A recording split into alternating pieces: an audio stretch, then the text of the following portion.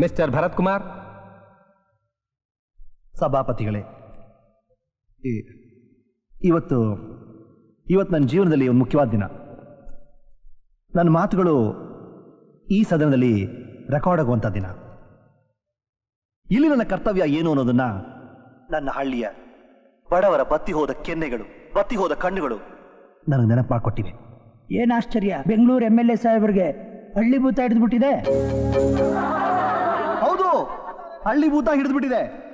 ನಿಮಗೆಲ್ಲ ಬೆಂಗಳೂರು ಭೂತ ಹಿಡಿದಿದೆಯಲ್ಲ, ಹಾಗೆ ಪ್ರತಿ ಸಲ 200 MLAಗಳು ಎಲೆಕ್ಟ್ ಆಗ್ತೀರಾ. ಅದರಲ್ಲಿ ಕನಿಷ್ಠ 150ರಿಂದ 180 MLAಗಳು ಇಲ್ಲೇ ಬೆಂಗಳೂರಲ್ಲಿ ಠಿಕಾಣೆ ಹಾಕ್ಬಿಡ್ತೀರಾ. ಇಲ್ಲೇ ನಿಮ್ಮ ಮಕ್ಕಳನ್ನ ಇಂಗ್ಲಿಷ್ ಮೀಡಿಯಂ ಸ್ಕೂಲಲ್ಲಿ ಸೇರಿಸ್ತೀರಾ, ಇಲ್ಲೇ ಸ್ವಂತ ಮನೆ ತಗೋತೀರಾ. ನಿಮಗೆಲ್ಲ ಬೆಂಗಳೂರು ಭೂತ ಹಿಡಿಯೋ ಸಾಧ್ಯತೆ ಇರಬೇಕಾದ್ರೆ ಒಬ್ಬ ಹುಡುಗನಿಗೆ ಹಳ್ಳಿ ಭೂತ ಹಿಡಿಯೋದ್ರಲ್ಲಿ ಏನ್ರಿ ಆಶ್ಚರ್ಯ? ಓಹೋ, ಮಣ್ಣಿನ ವಾಸನೆ ಹಿಡ್ಕೊಂಡಿರಾಗಿದೆ. ನಿಮಗೆಲ್ಲ ಫಾರಿನ್ ಸೆಂಟು ಪೌಡರ್ ವಾಸನೆ ಹಿಡಿಯುತ್ತಲ್ಲ, ಅದೇ ತರ. ಏನ್ ಪವರ್ ಸ್ವಾಮಿ ಈ ಫಾರಿನ್ ಸೆಂಟ್ಗೆ. ನಿಮ್ಮ ಬೆವರಿನ ವಾಸನೆಯನ್ನೇ ಬರ್ಸುತ್ತಲ್ಲ ಇದು. ನೀವೆಲ್ಲ ಹಳ್ಳಿಯವರೇನ್ರಿ? ನೋಡ್ಕೊಳ್ರಿ ನಿಮ್ಮನ್ನ. ಬೆಂಗಳೂರು ಬಂದಿದ ತಕ್ಷಣ ನಿಮ್ಮ ಅಂಗಿಗಳೆಲ್ಲ ಸಫಾರಿ ಸೂಟ್ಗಳಾಗಿ ಬದಲಾಗಿ ಹೋಗಿವೆ. ನಿಮ್ಮೂರಿನ ಗಂಜಿ ಮುದ್ದೆ ಸಾರುಗಳನ್ನ ಮರ್ತು MG road pizza, Kentucky chicken, foreign scotch ಅಂತ ಅಲದಾಡ್ತೀರಾ. ನೀವೆಲ್ಲ ಹಳ್ಳಿಯವರೇನ್ರಿ? ದಯವಿಟ್ಟು ಕೂತ್ಕೊಳ್ಳಿ. Bharat Kumar, please continue. Thank you sir. ಭಾರತೀಪುರದ ಹೊಸ ಶಾಸಕನಾಗಿ ನಮ್ಮ ರೈತನ ನೋವು ನರಕಗಳ ಬಗ್ಗೆ ನಿಮಗೆ ಪರಿಚಯ ಮಾಡ್ಕೊಳ್ಳೋಕೆ ಇಷ್ಟಪಡ್ತಾ ಇದ್ದೀನಿ. ಮಹಾತ್ಮ ಗಾಂಧಿಯವರು ಹೇಳಿದ್ರು, ರೈತ ದೇಶದ ಬೆನ್ನೆಲುಬು ಅಂತ. ಇವತ್ತು ಆ ಬೆನ್ನೆಲುಬಿಗೆ ಏನಾಗಿದೆ ಅಂತ ನಿಮ್ಗೆ ಗೊತ್ತಾ? ಸಾಲದ ಹೊರೆ ರೈತನ ಬೆನ್ನೆಲುಬಿಗೆ ಭಾರ ಆಗಿ ಅವನು ನೆಟ್ಟಿಗೆ ನಿಲ್ಲಕ್ಕಾಗದೆ ಕುಸಿದು ಬೀಳ್ತಾ ಇದ್ದಾನೆ. ಇದರ ಬಗ್ಗೆ ನಿಮ್ಮ ಸರ್ಕಾರ ಏನ್ ಮಾಡಿದೆ? ನಿಮ್ಮ ಎಲ್ಲಾ ಕಾರ್ಯಕ್ರಮಗಳು, ಎಲ್ಲಾ ಯೋಜನೆಗಳು ಅವನ ಸಾಲದ ಹೊರೆಯನ್ನು ಜಾಸ್ತಿ ಮಾಡಿದೆ ಹೊರತು ಕಮ್ಮಿ ಅಂತೂ ಮಾಡಿಲ್ಲ. ಬೆಳೆ ಬೆಳೆಯಕ್ಕಾಗ್ತಿಲ್ಲ ಅಂದಮೇಲೆ ಮೊದಲು ನೀರು ಕೊಡಬೇಕಾಗಿತ್ತು. ಅದನ್ನ ಬಿಟ್ಟು ಸಾಲ ಕೊಟ್ರಿ, ಸಾಲದ ಮೇಲೆ ಬಡ್ಡಿ ಹಾಕಿದ್ರಿ, ಮುಗ್ಗುಲು ಬಿದ್ದ ಬೀಜಗಳು ಕೊಟ್ರಿ, ಹಳ್ಸೋಗಿರೋ ಗೊಬ್ಬರ ಕೊಟ್ರಿ, ಕೊನೆ ಕರುಣೆ ಇಲ್ಲದೆ ಅವ್ರ ಜಮೀನುಗಳಿಗೆ ಒತ್ತೆ ಹಾಕಿದ್ರಿ, ಕೊನೆಗೊಂದು ಡಬ್ಬ ವಿಷ ಕೊಟ್ರಿ, ಕೂಡು ಸಾಯೋ ನನ್ನ ಮಗನೇ ಅಂತ. ಇವತ್ತು ನಮ್ಮ ದೇಶದಲ್ಲಿ ಹಳ್ಳಿಗಳಲ್ಲಿ ಸುಲಭವಾಗಿ ಸಿಗ್ತಿರೋದು ಎರಡು. ಒಂದು ಸಾವು, ಇನ್ನೊಂದು ಸಾಲ. ಬೆಳೆ ಬೆಳೆಯಕ್ಕೆ ನೀರೇ ಇಲ್ಲ ಅಂದಮೇಲೆ ನೀವು ಕೊಟ್ಟಿದ್ದ ಸಾಲದಲ್ಲಿ ಇನ್ನೇನ್ ತಗೊಳಕ್ಕಾಗುತ್ತೆ? 1 ಲೀಟರ್ ವಿಷ ತಗೋಬಹುದು ಅಷ್ಟೇ. ನೋಡಿ, ಬೇರೆ ದಾರಿನೇ ಇಲ್ಲ ಅಂತ ಆತ್ಮಹತ್ಯೆ ಅನ್ನೋ ಕಠೋರವಾದ ನಿರ್ಧಾರಕ್ಕೆ ನಮ್ಮ ರೈತರು ಬಂದಿದ್ದಾರೆ. ಇದ್ರ ಬಗ್ಗೆ ಸರ್ಕಾರ ಏನ್ ಹೇಳುತ್ತಂತೆ? ಹೆಣ್ಣು ಹೆಂಡ ಅಂತ ಸುಗ್ಗಿಯಾಗಿರೋ ಈ ದೇಶದಲ್ಲಿ ಒಬ್ಬ ಬಡ ರೈತರ ಬಗ್ಗೆ ಯೋಚನೆ ಮಾಡಕ್ಕೆ ಯಾರಿಗೆ ಟೈಮ್ ಇದೆ? ಮುಖ್ಯಮಂತ್ರಿಗಳು ಈ ವಿಷಯದ ಬಗ್ಗೆ ತಕ್ಷಣ ಸದನಕ್ಕೆ ಉತ್ತರ ನೀಡಬೇಕು. ಸಭಾಧ್ಯಕ್ಷರೇ, ನಮ್ಮ ಶಾಸಕರು ವಿಷಯ ತಿಳಿದೇ ಮಾತನಾಡ್ತಾ ಇದ್ದಾರೆ.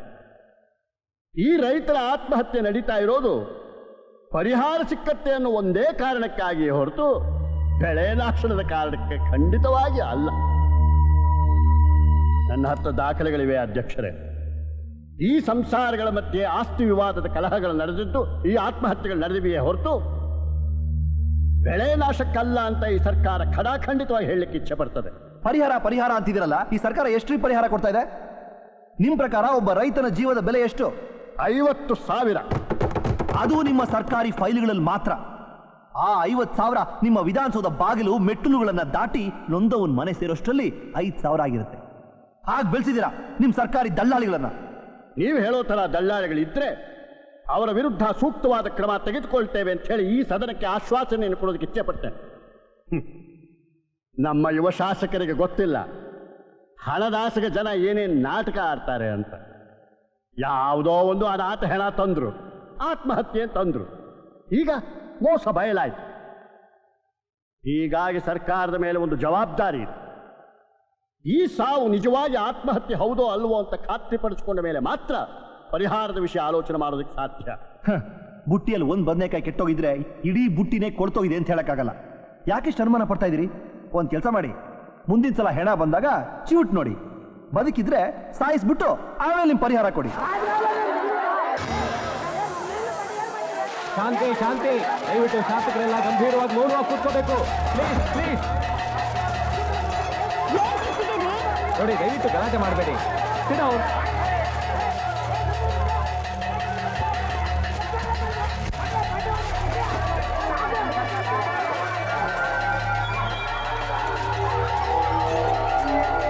ಏನ್ ನಡೀತಾ ಇದೆ ಇಲ್ಲೇ? ಏನ್ ನಡೀತಾ ಇದೆ? ಇಡೀ ರಾಜ್ಯದ ಜನ ನಮ್ಮನ್ನ ಟಿವಿ ಮೂಲಕ ನೋಡ್ತಿದ್ದಾರೆ ಅನ್ನೋ ಭಯನೇ ಇಲ್ವಾ ನಮಗೆ? ಇದು ವಿಧಾನಸೌಧ ಸರ್, ದೇವಸ್ಥಾನಕ್ಕೆ ಸಮಾನ. ಚಪ್ಪಲಿಗಳನ್ನ ಹೊರಗಡೆ ಬಿಟ್ಟು ಒಳಗಡೆ ಬರುವಂತ ಜಾಗ. ಇಲ್ಲಿ ಚಪ್ಪಲಿಗಳನ್ನ ಹಿಡ್ಕೊಂಡು ಒಬ್ರು ಜಗಳ ಆಡ್ತೀವಿ ಅಂದ್ರೆ ನಾಚಿಕೆ ಬೇಕು ನಮಗೆಲ್ಲ. ಯಾವ ಊರು MLA ಸರ್ ನೀವು? ಓ, ತುಂಬಾ ಚೆನ್ನಾಗಿ ಜಾಗಟೆ ಬರೆಸ್ತೀರಾ. ಅಮ್ಮ ಅಮ್ಮ ಎಷ್ಟು ಚೆನ್ನಾಗಿ ಕೂಗಾಡ್ತೀರಮ್ಮ. ವಾ ಸರ್ ಸರ್, ಜನ ನಿಮ್ಗೆ ಓಟ್ ಹಾಕಿ ಕುರ್ಚಿಯಲ್ಲಿ ಕೂರಿಸಿರೋದು ಯಾವ್ದಾವ್ದು ರೀತಿಯಲ್ಲಿ ಅವ್ರಿಗೆ ಉದ್ಧಾರ ಮಾಡ್ತೀರಾ ಅಂತ. ಹನುಮಂತ ಬೆಟ್ಟ ಎತ್ಕೊಂಡಾಗೆ ಪೋಸ್ ಕೊಟ್ಕೊಂಡು ನಿಂತ್ಕೊಳ್ಳಕ್ಕಲ್ಲ, ಇಳಿಸಿ ಸರ್ ಪ್ಲೀಸ್. ಎಲ್ಲಿ ಹೋಗ್ತಿದೆ ನಮ್ಮ ದೇಶ? ಒಂದೊಂದ್ ಸಲಾನು ನಮ್ಮ ಜನದ ನಂಬಿಕೆಗೆ ದ್ರೋಹ ಮಾಡ್ತಿದ್ದೀರಲ್ಲ, ಮತ್ತೆ ಮತ್ತೆ ಅವ್ರ ಹತ್ರ ಓಟ್ ಕೇಳ್ತಾ ಇದೀರಲ್ಲ. ಏನ್ ತಿಂತೀರಾ ನೀವೆಲ್ಲ? ಹ್ಯಾಕ್ ಸರ್ ಮನಸ್ಸು ಬರುತ್ತೆ?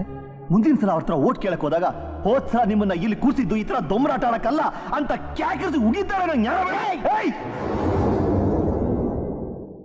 ಒಂದು ಪ್ರೈಮರಿ ಸ್ಕೂಲ್ ಹುಡುಗನಿಗಿರೋ ಶಿಸ್ತು ಕೂಡ ನಿಮ್ಗಿಲ್ಲ. ನೀವೆಲ್ಲ ಶಾಸಕರೇನ್ರಿ? ಹೋಗ ಹುಡುಗನ್ ಕಕ್ಕ ತೊಳಿರಿ.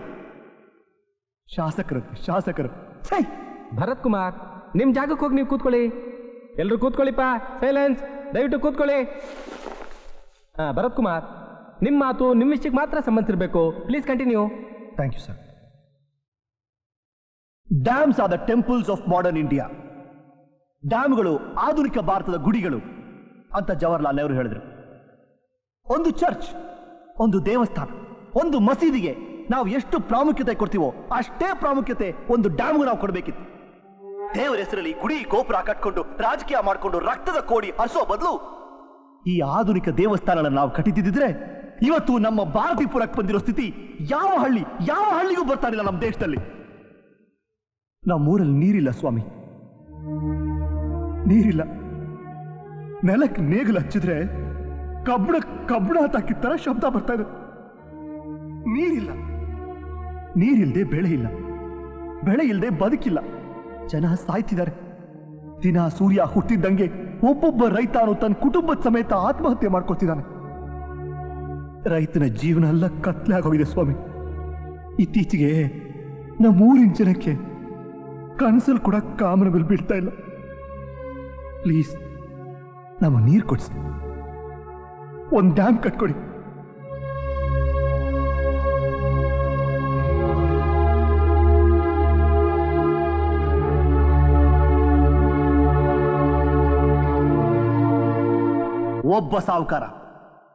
ಒಬ್ಬ ಸಾಹುಕಾರನ ಸಾವಿರಾರು ಎಕರೆಗಳು ಮುಳುಗೋಗುತ್ತೆ ಅನ್ನೋ ಒಂದೇ ಕಾರಣಕ್ಕಾಗಿ ಇವತ್ತಿನವರೆಗೂ ನಿಮ್ಮಿಂದ ಡ್ಯಾಮ್ ಕಟ್ಟಕ್ಕಾಗಿಲ್ಲ. ಒಬ್ಬನ ಸ್ವಾರ್ಥಕ್ಕಾಗಿ ಸಾವಿರಾರು ಜನ ನೆರಳಾಡ್ತಿದ್ದಾರೆ ನಮ್ಮ ಹಳ್ಳಿಲಿ. ನೋಡಿ ಫೈಲ್ ಹೇಗಿದೆ ಅಂತ. 30 ವರ್ಷಗಳಿಂದ ಕೊಳಿತಾ ಬಿದ್ದಿದೆ. ಈ ದೇಶದಲ್ಲಿ ಮನುಷ್ಯನ ಆಯಸ್ಸಿಗಿಂತ ಸರ್ಕಾರಿ ಫೈಲ್ಗಳ ಆಯಸ್ಸು ಹೆಚ್ಚಾಗೋಗಿದೆ. ನಿಮ್ಮನ್ನು ನಂಬಿಕೊಂಡು ಗಾಂಧಿ ಹೇಳಿದ ಆ ಬೆನ್ನೆಲುಬು ಗೆದ್ದಲಿನ ಗೂಡಾಗಿದೆ. ಗಾಂಧಿ ಮಾತಿಗೆ ಬೆಲೆ ಇಲ್ಲ ಅಂದಮೇಲೆ ವಿಧಾನಸೌಧ ಆಚೆ ಯಾಕ್ರಿ ಗಾಂಧಿ ಪ್ರತಿಮೆ ಕಿತ್ಬಿಸಾಡ್ರಿ ಅವನ್ನೆಲ್ಲ. ಈ ಅನ್ಯಾಯ ಬೇರೆ ಯಾವುದೇ ದೇಶದಲ್ಲಿ ಆಗಿದ್ರು ಇಷ್ಟೊತ್ತಿಗೆ ರಕ್ತಕ್ರಾಂತಿ ಆಗಿರೋದು. ಪಾಪ ನಮ್ಮ ಜನ ದೇವರಂತವ್ರು ಈಗಲೂ ನೀವು ಏನೋ ಒಳ್ಳೇದು ಮಾಡ್ತೀರಾ ಅಂತ ತಾಳ್ಮೆಯಿಂದ ಕಾಯ್ತಾ ಇದ್ದಾರೆ. ಅವ್ರ ನಂಬಿಕೆಗೆ ದ್ರೋಹ ಮಾಡಬೇಡಿ. ಈಗಲೂ ತಡ ಆಗಿಲ್ಲ. ಈಗಲೂ ನೀವೆಲ್ಲರೂ ನಿಮ್ಮ ತಪ್ಪುಗಳನ್ನ ತಿದ್ಕೋಬಹುದು. ಒಂದೇ ಒಂದ್ಸಲ ನಿಮ್ಮ ಫಾರಿನ್ ಅಕೌಂಟ್ಗಳು, ಲಾಕರಲ್ಲಿ ದುಡ್ಡು ಕೂಡ ಹಾಕೋದು ಎಲ್ಲವನ್ನು ಮರೆತು ಹೊರಗಡೆ ಬಂದು ನಮ್ಮ ಹಳ್ಳಿಗಳ ಕಡೆ ನೋಡಿ ಸರ್. ನಮ್ಮ ರೈತರನ್ನು ಗಮನಿಸಿ. ನೋವು, ಹಸುವು ಅನ್ನೋ ಪದಗಳ ಅರ್ಥ ಏನು ಅಂತ ತಿಳ್ಕೊಳ್ಳೋಕೆ ಪ್ರಯತ್ನ ಮಾಡಿ. ಹೊರಗಡೆ ಬನ್ನಿ. ನಮ್ಮ ಊರಿನ ಜನಕ್ಕೆ ಒಂದು ಡ್ಯಾಮ್ ಕಟ್ಟಿಸ್ಕೊಡಿ. ನಮ್ಮ ರೈತನ ಬೊಗಸೆಗೆ 2 ಹನಿ ನೀರು ಕೊಡಿಸಿ. ಶಾಸಕರಾದ ಭರತ್ ಕುಮಾರ್ ಅವರು ಹೇಳಿದ ಮಾತನ್ನು ಖಂಡಿತವಾಗಿ ಪರಿಶೀಲಿಸ್ತೇವೆ. 50 ವರ್ಷಗಳಿಂದ ಅದನ್ನೇ ಮಾಡ್ತಿದ್ರಲ್ರಿ ಸ್ವಾಮಿ. ಆ ಡ್ಯಾಮನ್ನ ಕಟ್ಟಲೇಬೇಕು. ನೀವ್ ಆ ಕೆಲಸ ಮಾಡದೇ ಇದ್ರೆ ನಾವ್ ಆ ಕೆಲಸ ಮಾಡ್ತೀವಿ. ಯಾರೇ ಅಡ್ಡ ಬರಲಿ, ನಾವು ಆ ಡ್ಯಾಮ್ ಕಟ್ತೀವಿ. ಜನಶಕ್ತಿ ಅಂದ್ರೆ ಏನು ಅಂತ ನಿಮ್ಗೆ ತೋರಿಸ್ತೀವಿ.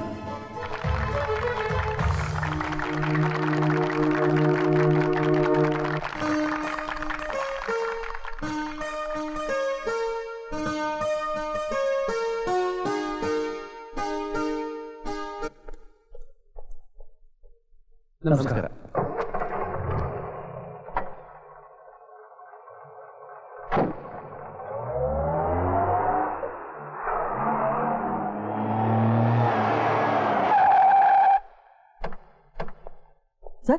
ಭರತ್ ಕುಮಾರ್ ಅವರಲ್ಲಿ ಈಗ ತಾನೇ ಹೋದ್ರಲ್ಲ. ಹೌದಾ? ಯಾವ ಕಡೆ ಹೋದ್ರು? ಈ ಕಡೆ ಹೋದ್ರು. ಹಲೋ ಹಲೋ, ಭರತ್ ಇದ್ದಾರಾ? ಹಲೋ, ಯಾರು ಮಾತಾಡ್ತಿರೋದು? ಸ್ವಲ್ಪ ಜೋರ ಮಾತಾಡಿ. ಬೆಂಗಳೂರಿಂದ ಅವ್ರ ಫ್ರೆಂಡ್ ಅಂತ ಹೇಳಿ. ಇವತ್ತು ಓಕ್ಲಿ ಹಬ್ಬ, ಅಲ್ಲಿ ಜನಗಳ ಹತ್ರ ಮಾತಾಡ್ತಿದ್ದಾರೆ. ಇರಿ, ಸ್ವಲ್ಪ ಕರಿತೀನಿ.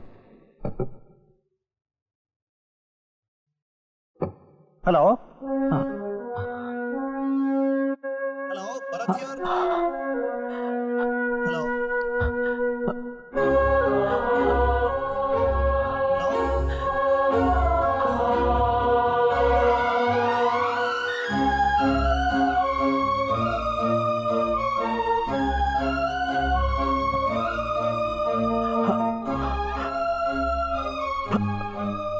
ಭರತ್,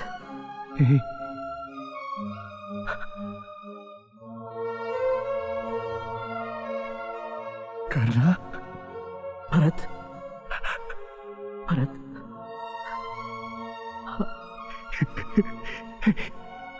ಮಾತಾಡೋ, ಮಾತಾಡೋ. ಭರತ್, ಯಾಕೋ ಎಮೋಷನಲ್ ಆಗ್ತಿದ್ಯಾ? ಕ್ಷಮಿಸು, ನನ್ನ ಕ್ಷಮಿಸ್ಬಿಡಪ್ಪ. ಹೇ, ಕ್ಷಮಿಸಿದೀನಿ ಅಂತ ಜೋರಾಗಿ ಹೇಳೋ. ನೀನೇನು ದೊಡ್ಡ ತಪ್ಪು ಮಾಡಿದೆ ಅಂತ ನಾನು ನಿನ್ನನ್ನು ಕ್ಷಮಿಸ್ಬೇಕು? ಇಲ್ಲ ಕಣೋ, ಇಲ್ಲ. ನಾನೇ ನೋವು ಕೊಟ್ಬಿಟ್ಟೆ ಕಣೋ, ನೋವು ಕೊಟ್ಬಿಟ್ಟೆ. ಹೇ ಭರತ್, ಸಮಥಿಂಗ್ ಗ್ರೇಟ್ ಐತೆ, ಗ್ರೇಟ್. ಸುಮ್ಮನೆ ದೊಡ್ಡ ದೊಡ್ಡ ಮಾತುಗಳೆಲ್ಲ ಆಡ್ಬೇಡ. ಹೇ, ನನ್ನ ಅಸೆಂಬ್ಲಿಲಿ ನೀನೇ ಹೀರೋ ಕಣ. ನಮ್ಮೂರಿಗೆ ನೀರು ಕೊಡಿಸ್ಬೇಕು ಅಂತ CM-ನ ಅಳ್ಳಾಡ್ಸ್ಬಿಟ್ಟಲ್ಲೋ. ಅದಲ್ಲ ಬಿಡು, ಅದಲ್ಲ ಬಿಡು. ಈಗಲೇ ನೀನು ನೋಡ್ಬೇಕು ಅನ್ನಿಸ್ತಾ ಇದೆ. ಹೊರಟ್ ಬಂದ್ಬಿಡ. Let's celebrate man. ಬರ್ತೀನಿ ಕಣ, ಈಗಲೇ ಹೊಡ್ತೀನಿ. I will be waiting. Okay Bharat, ಈ ಫೈಟ್ನಲ್ಲಿ ನೀನೊಬ್ಬಂದೇ ಕೈ ಇಲ್ಲ ಕಣ, ನನ್ನ ಕೈಯೂ ಸೇರುತ್ತೆ. C you soon.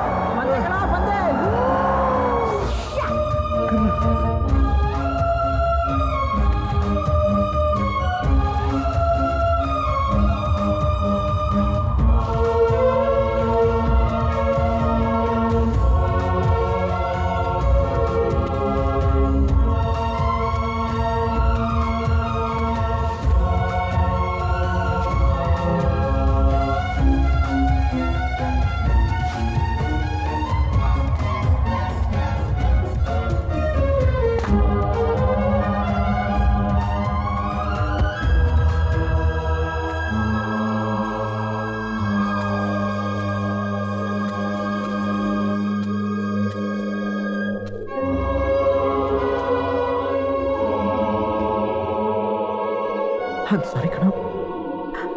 I'm sorry. Bharat, ನೀನು ತಪ್ಪು ತಿಳ್ಕೊಂಬಿಟ್ಟಿದ್ದೆ ಕಣ. You are really great. MLA ಸಾಹೇಬ್ರೆ, ಯಾರು ಮಾಡ್ತಾರೆ ಕೆಲಸನ ನೀ ಮಾಡ್ಬಿಟ್ಟೆ ಕಣ. Bloody fellow.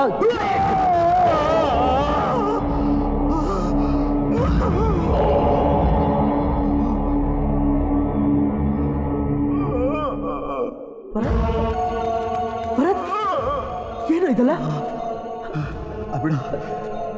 ಮಾತಾಡ, ಏನಾಯ್ತು ಅಂತ? ಯಾರಾದ್ರೂ ಮಾಡಿದ್ದು?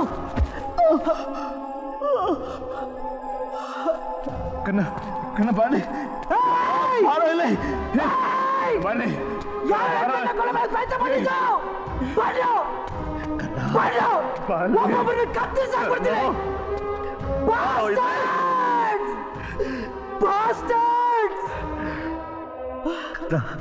ಕಣ್ಣ ಬಾಲಿ ಕಣ್ಣ ಬಿಡಲಿ. ಏನೋ ಇದಲ್ಲ? ನಡಿಯೋ ನಡಿಯೋ, ಹಾಸ್ಪಿಟಲ್ ನಡಿಯೋ. ಬೇಡ ಬಿಡ ಬೇಡ ಬಿಡ.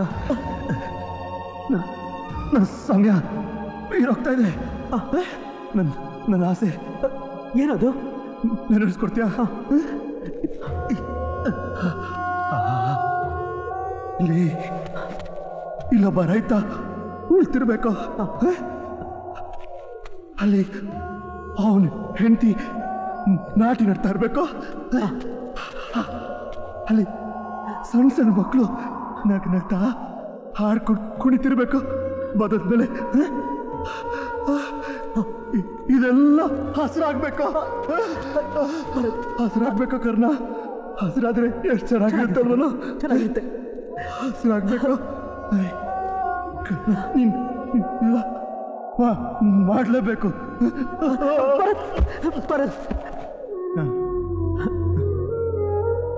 ನಾನು ಶುರು ಮಾಡಿದ ಕೆಲಸನ ನೀನ್ ಮುಗಿಸ್ಬೇಕು. ಇಲ್ಲೊಂದು ಡ್ಯಾಮ್ ಆಗ್ಲೇಬೇಕು. ಆಗ್ಬೇಕು. ಈ ಮಣ್ಣು ಹಸಿರಾಗ್ಬೇಕು. ಪ್ರಾಮಿಸ್?